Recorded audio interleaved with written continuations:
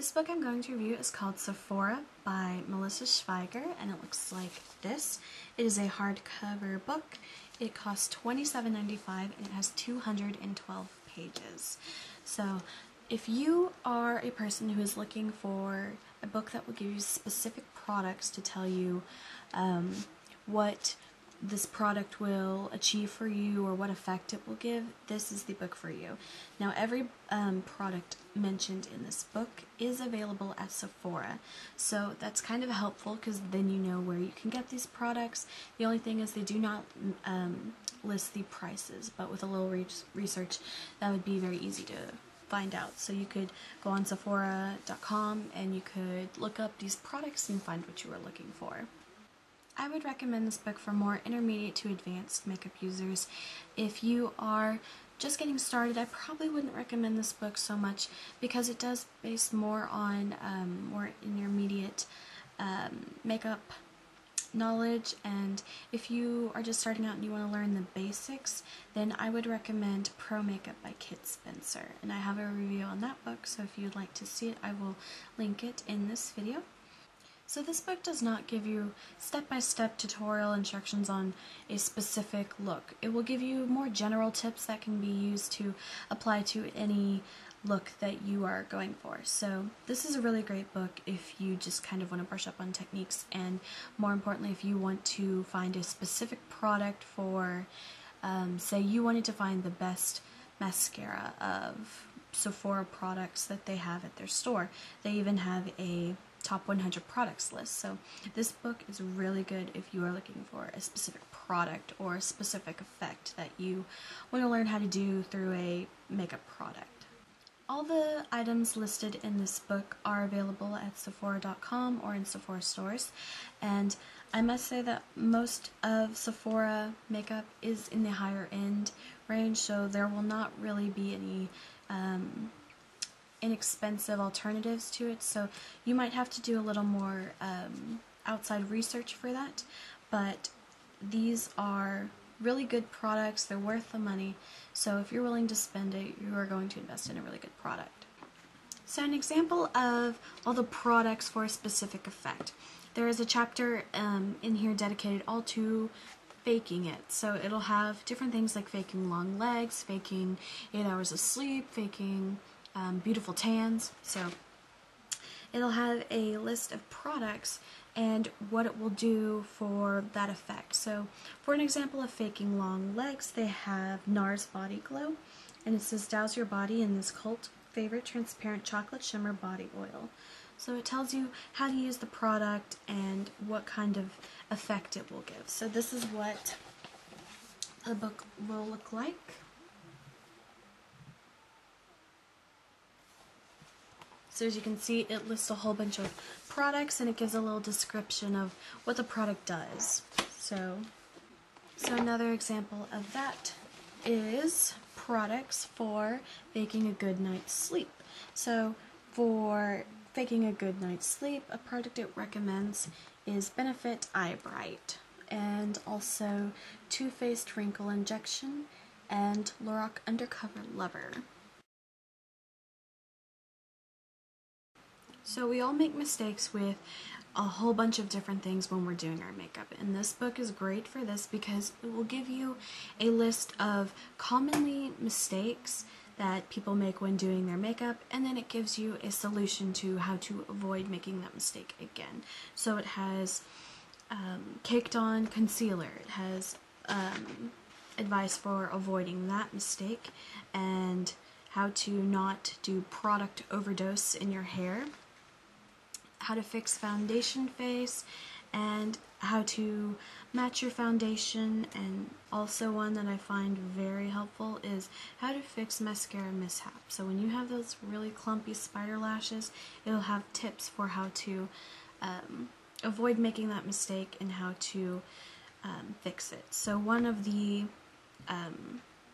advice it has is to never curl your eyelashes when you have mascara applied to them, because when you do, it makes your eyelashes very brittle and it will make them more likely to break.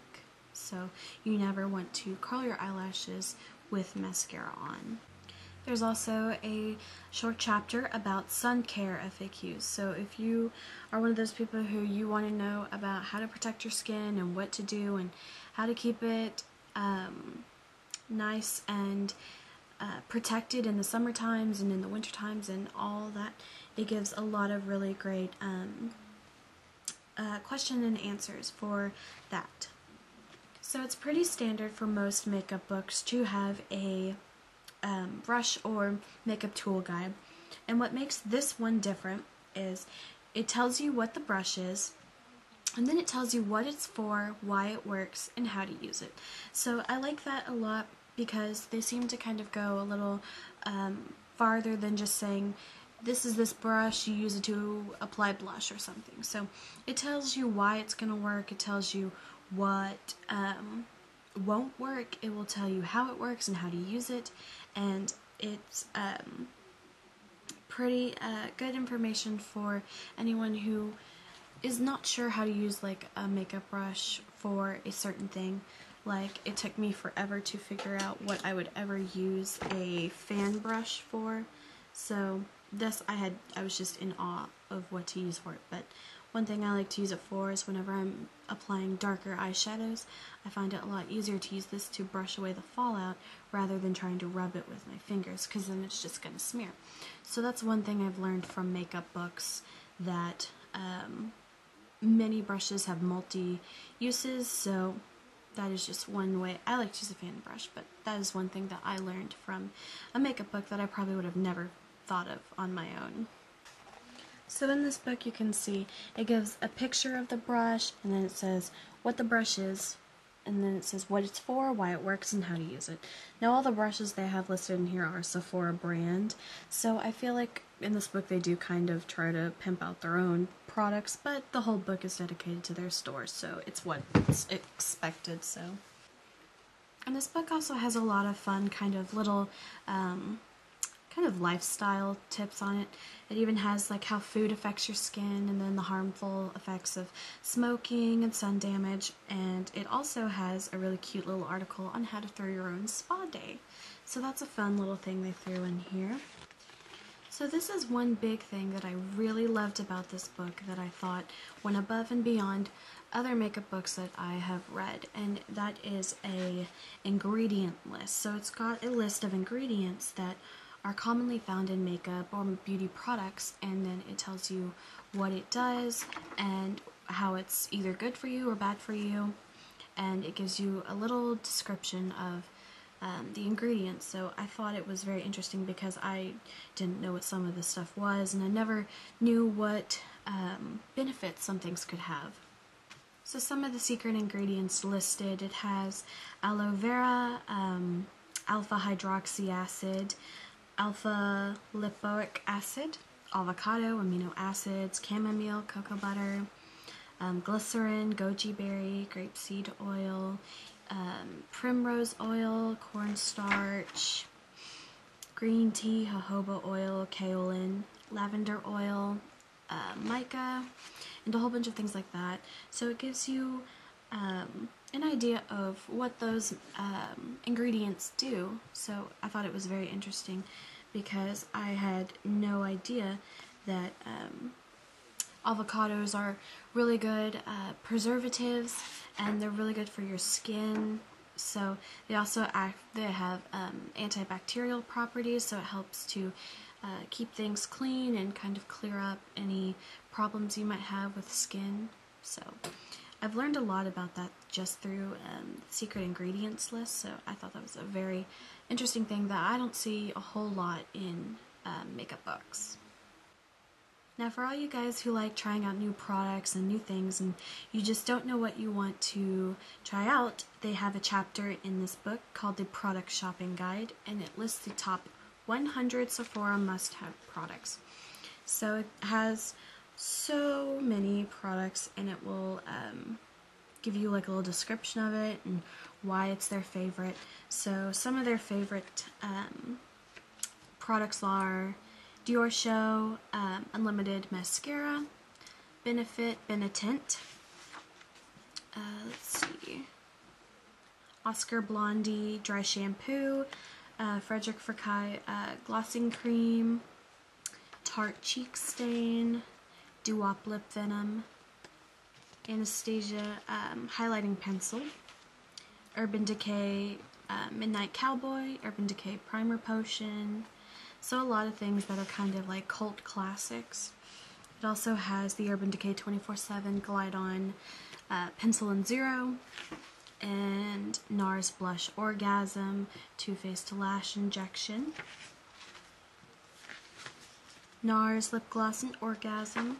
So it just goes through all these products that are their top 100s, and they are all pretty much, a lot of them are cult classics, and it even goes beyond just the cosmetics. It even kind of branches out into hair products and even into perfumes. So some of the perfumes they have is Miss Dior Cherie, Aquilina Pink Sugar, Marc Jacob Daisies, Vera Wang Princess, DKNY Be Delicious, and Dolce & Gabbana Light Blue. So it just, there's a lot of products in here that if you, maybe you never really heard of or you want to try, there's a lot of good recommendations in this book. So in the Sephora book, there is also a section that tells you how long you should keep a certain makeup product before you should throw it out. Now, I have to say that I'm not really sure I agree so much with this particular timeline. There's another book I have that has another list of how long you should keep a product, and I kind of agree with that one more. But this one, it says you should keep your blush for 1 year, and you should keep your eau de parfum for 1 year, and you should keep your SPF for 1 year. Now, everything after that, it goes down. So for 6 months, they say facial moisturizers and eye makeup. So they're saying you should only keep your cream eyeshadows, your powder eyeshadows, your eyeliners. They said they should be tossed every 6 months. Now, I'm not really one of those people who are like, oh, it's been 6 months, gotta throw this away. I typically keep the product until I feel that it is no longer fit to keep, or if it is should just be thrown away, then I'll throw it away then. I don't really have I don't throw it out if I don't think it needs to be. So to say that you should only have eyeshadow for 6 months and then throw it out, I have eyeshadows that I've had for years that I still think are good. They're not gross. They haven't developed that gross, oily cake layer, that crusty layer, you know. So I have some that if you keep your makeup in really good condition, you can keep it longer and get more bang for your buck. So then the 3 months, it says mascara, concealer, and liquid foundation. So I definitely see how mascara would make sense to kind of throw out in 3 months. So some things I agree with and some things I don't agree with. But concealer, I feel like you could keep that a lot longer than 3 months, and I definitely think you keep liquid foundation longer than 3 months. That's just my opinion, but there is another makeup book that has a little more realistic timeline that I agree with. So Sephora by Melissa Schweiger, I would definitely recommend to anyone who wants to know specific products for a very specific effect, or anyone who wants recommendations for maybe higher end products, or anyone who wants to know what's the best Sephora products, or anyone that maybe has more of an advanced to intermediate to advanced makeup skill levels. So that's who I'd recommend this book for, and I hope this video was helpful to you. And if you would like to see any more book reviews, I will have them linked in this video. So thank you for watching.